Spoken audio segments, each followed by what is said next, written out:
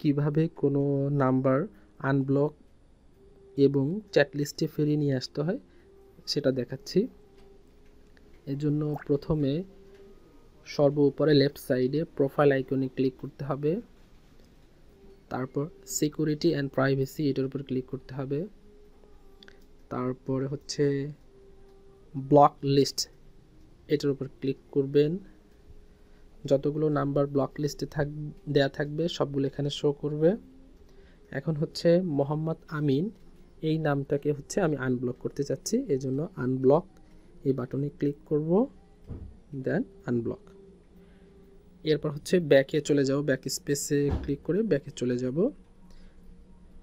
এখন যেটাকে আনব্লক করলাম সেটাকে কিভাবে এই চ্যাট লিস্টে নিয়ে আসবো বা আমরা পাবো, এটার জন্য সর্বনিচে সার্চ বারে ক্লিক করতে হবে।